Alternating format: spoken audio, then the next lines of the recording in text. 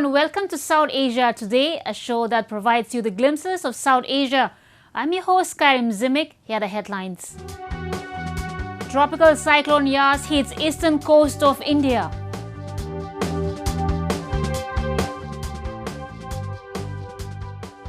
Japan's Taki produces high-yielding variety of seeds and seedlings.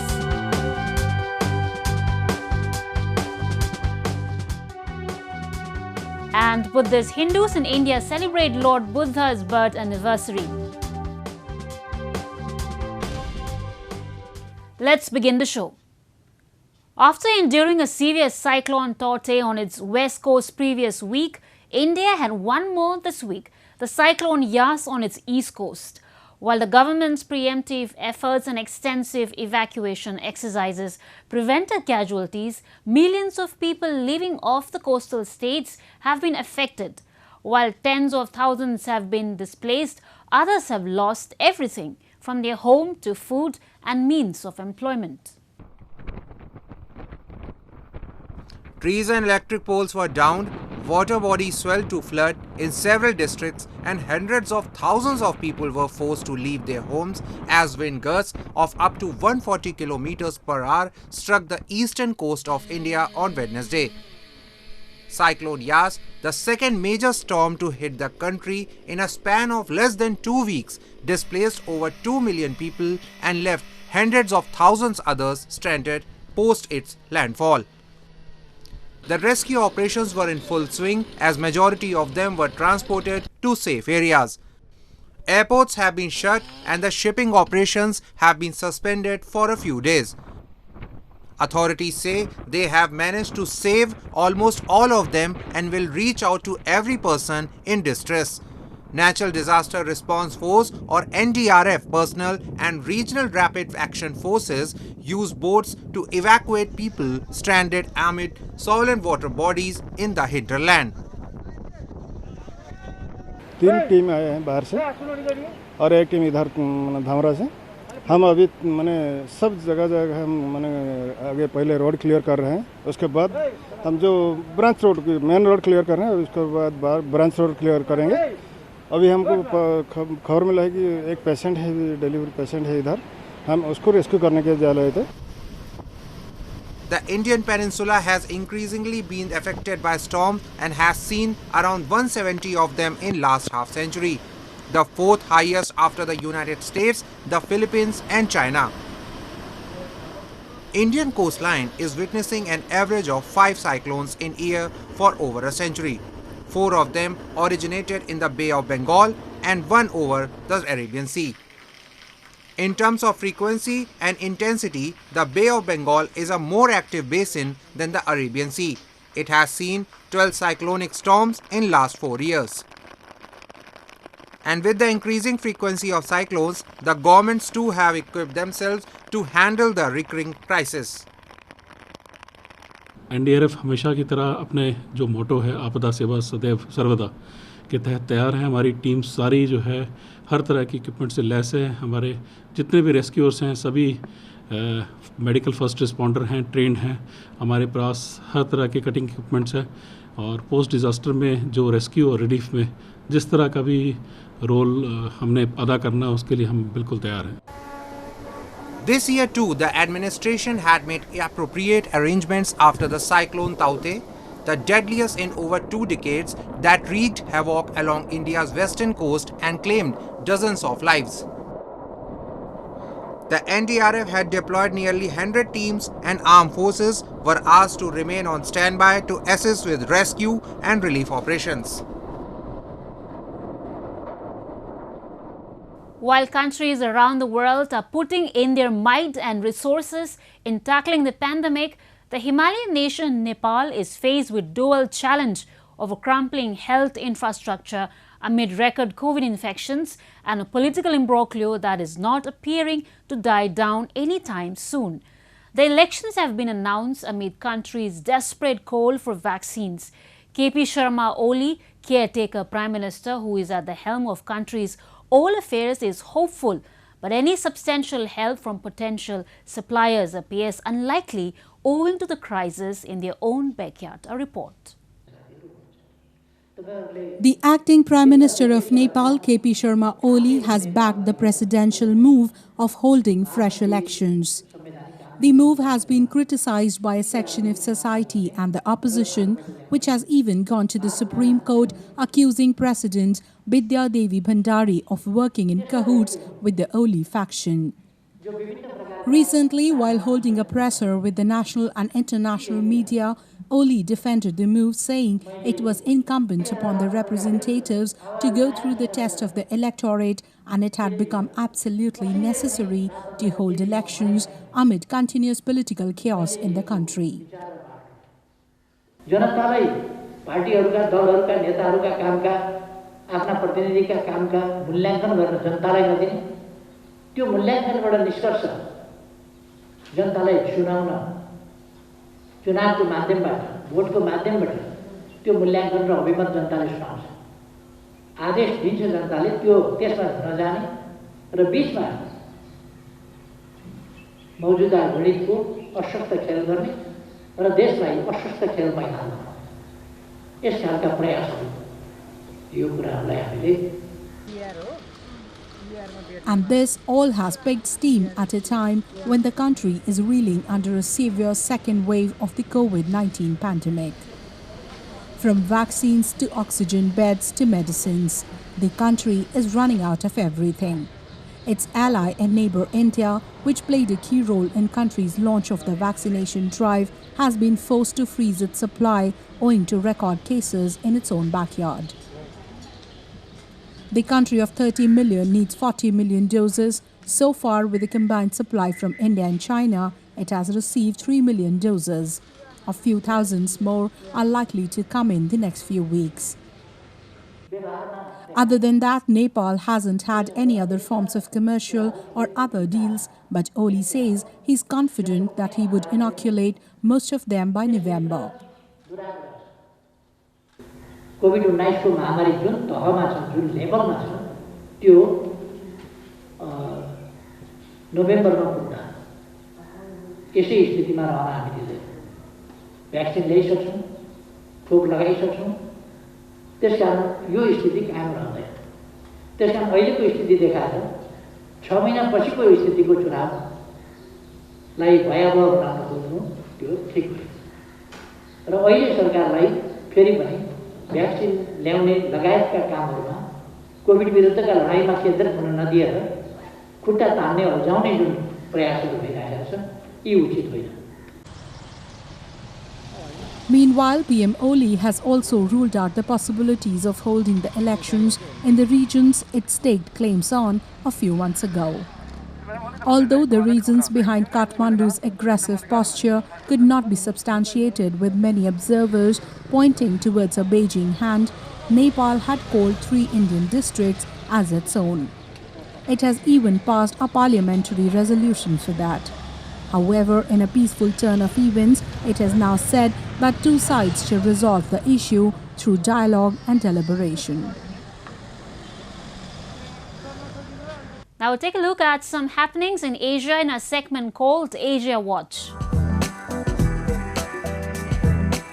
The Nepali Sherpa who scaled Mount Everest for a record 25th time earlier this month arrived back in the capital of Kathmandu.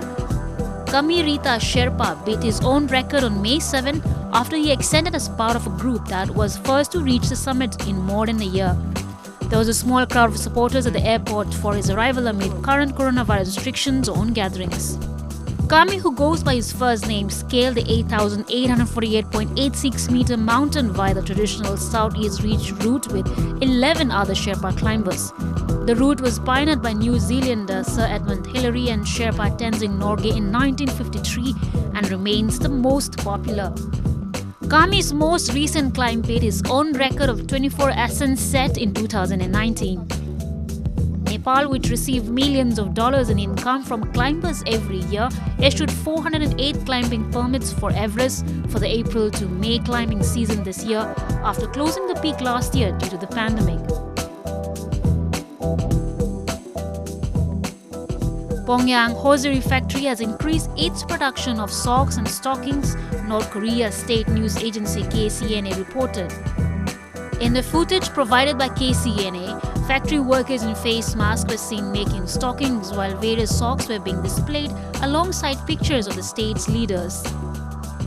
The factory's workshop manager Ham Yun Yok said they tried to boost production and quality of the socks to produce more than their yearly plan before the founding anniversary of the Workers' Party of Korea, which falls on October 10. As of last year, the factory has doubled its production capacity since 2010 and developed a technology of using locally produced rayon yarn and polypropylene fiber.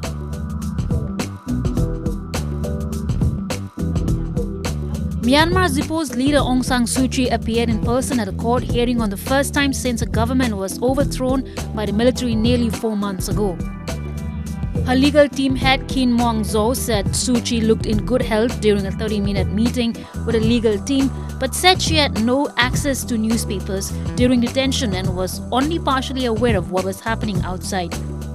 The ousted leader, who won the Nobel Peace Prize in 1991, offered efforts to build democracies among more than 4,000 people detained since the February 1 coup. She faces charges that range from illegally possessing walkie-talkie radios to violating a state secrets law punishable by 14 years in prison. Moving on, Japanese companies have been successfully strengthening their base in other countries for improving their customers' lifestyle. Recently, seeds company Taki produces high-yielding variety of seeds and seedlings in Japan. Regular supply of high-quality seeds is necessary for healthy vegetation and high yields. One such seed company which producing high-yielding variety of seeds is Taki Seed, situated in Kyoto, Japan. Products of Taki Seed are famous in Japan and other countries of the world. The seeds and seedlings developed by Taki Seed are of high quality, developed through research for providing supplies. These seeds are sent to quality control centers in different regions around the world to inspect their growth and their respective breeding environments. In recent years, rapid inspection has become possible by using AI technology. 種がしっかりとですね、発芽する種であるということ、それから病気が全くついてない無病の種であるということ、取れてきた種がですね、その品種の特徴をしっかり持っている、純度の高い種であるといったところ、その3つをですね、こちらの品質管理センターでですね、検査して、で間違いのない種を出していくといったところで仕事をしております。Taki Seed nurtures the seed from its germination to seedling stage, which are inspected for high-quality standards. Founded in the year 1835, the company started selling seeds through delivery and has expanded business in Japan and other countries, thus contributing to the agriculture sector around the world. 弊社はですね、長年にわたりまして日本で開発した優良な品種を世界各国に提供してまいりました。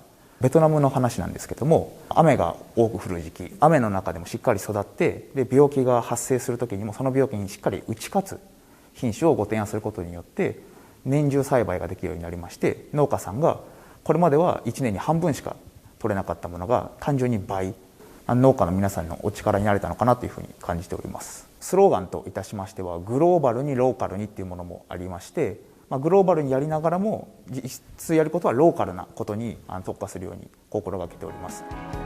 Taki Seed has developed around 2,000 varieties of vegetable and flower seeds of vegetable and flower.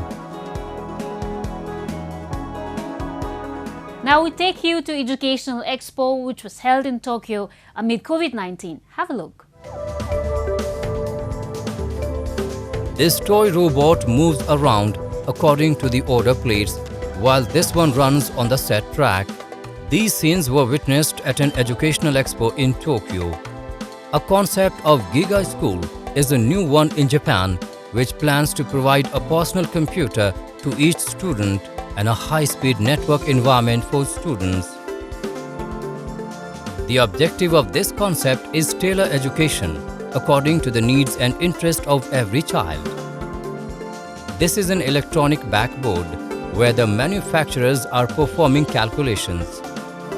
The teacher can display the normal calculation method and the previously prepared calculation formula and compare the differences between two calculation formulas.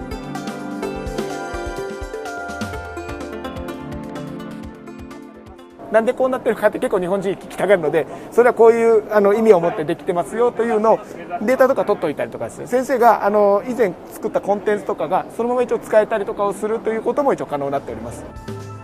The impact of coronavirus is changing the style and methods of education in Japan. Video classes and visual teachers are gaining popularity.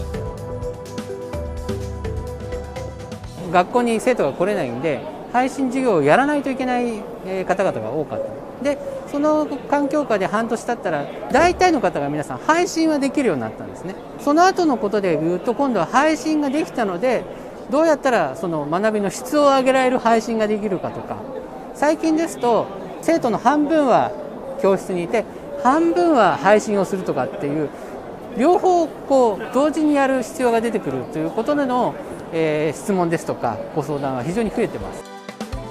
This smartphone application is for better connectivity. With the help of this application, students can talk virtually and plan an event. コロナ禍において学生さんが大学に来れないと。で、そういう中でその友達とのコミュニケーションが全く取れない。で、学校に行かないから家でその課題に追われる日々。で、そういうものについて次世代のキャンパスライフを提供したいと。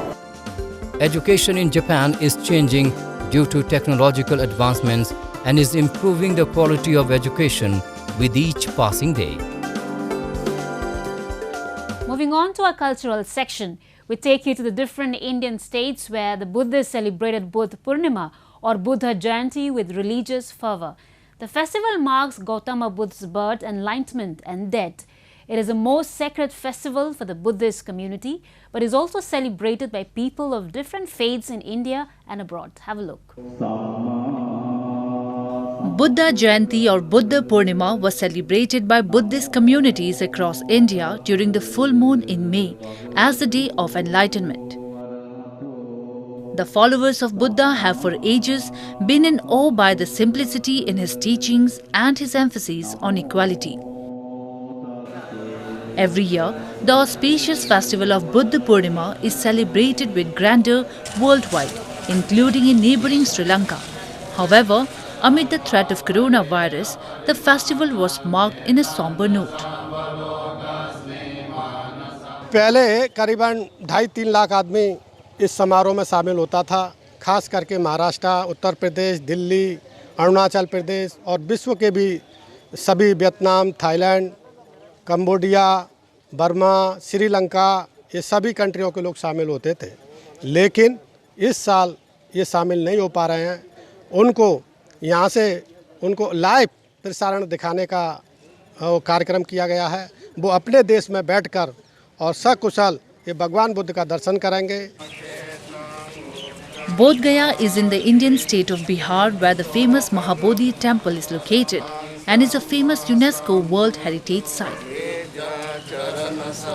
It is a place where Gautama Buddha is said to have attained enlightenment some 2,500 years ago under a sacred fig tree and what became known as the Bodhi tree.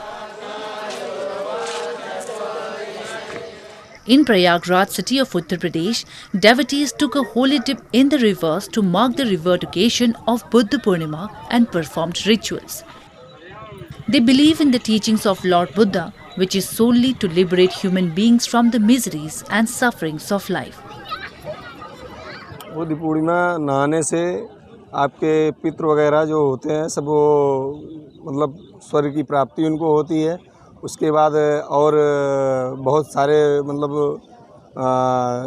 दान पुण्य यहाँ होता है। दान पुण्य करने से आपके मतलब पुनर्जन्म के से जो कष्ट होते हैं सब दूर हो जाते हैं और परिवार भरा पूरा रहता है। Similar scenes were witnessed in northeastern Agartala city, where Buddhists celebrated the festival of Buddha Purnima amid the COVID-19 curfew.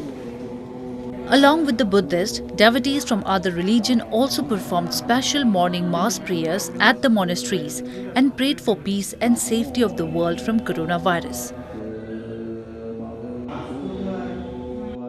since the last year, actually, due to this pandemic, this Buddha Purnima has not been celebrating in a befitting manner. Previously, you might have observed that on the occasion of Buddha Purnima, there is a big mela here around this Buddha Mandir. But since last year, due to pandemic, it is stopped. This year also, it is stopped because of pandemic. The celebration of Buddha Purnima reflects India's diversity of rich cultural heritage. Around 8.5 million Buddhist people live in India. A majority of them are settled in different regions including Dharamsala, Ladakh, Karnataka and Arunachal Pradesh. The arrival of 14 Tibetan spiritual leader, the Dalai Lama, with over 85,000 Tibetan refugees in 1959 had a significant impact on the revival of Buddhism in India. It's time for me to wrap up today's episode. We will be back next week at the same time. This is Karim Zimik signing off on behalf of the entire production team of South Asia Today. Goodbye and take care.